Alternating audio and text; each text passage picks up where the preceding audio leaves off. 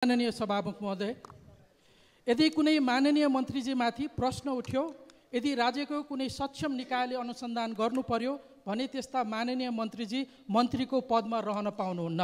त्यसकारण उहाँले राजीनामा गर्नुपर्छ।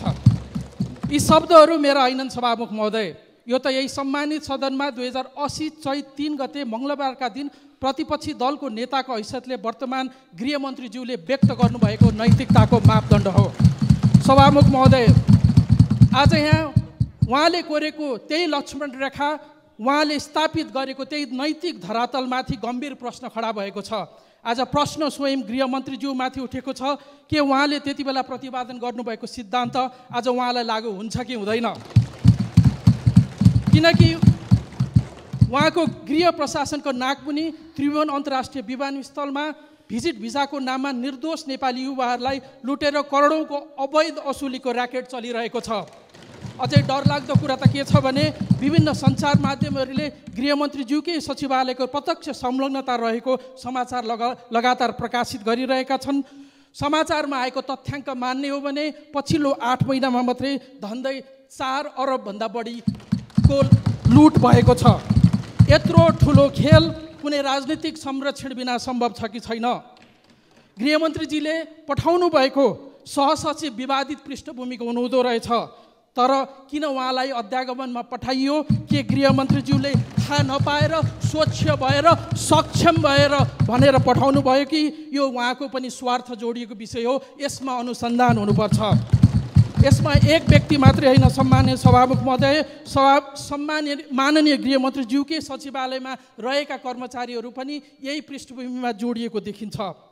साथसाथै अख्तियारले छापा मार्न एक दिन अगाडि विवादित सहसचिवलाई सरुवा गरेको देखिन्छ। कानुनका पृष्ठभूमि भएका मन्त्रीज्यूलाई थाहा छ, यदि कुनै निकायले प्रमाण जुटाउँदैछ भने प्रमाण जुटाउन दिने कि प्रमाण नष्ट गर्नको लागि उसलाई सरुवा गरिदिने।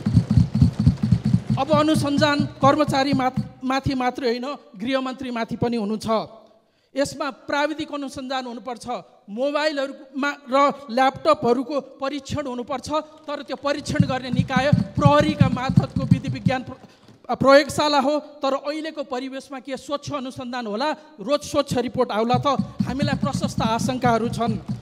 माननीय गृहमन्त्रीजीको नेतृत्वमा यसभन्दा अगाडिका सरकारले अनुसन्धान गरी उच्च राजनैतिक तहको संलग्नता रहेको भनेको भुटानी शरणार्थीको काण्ड दबाइएको छ।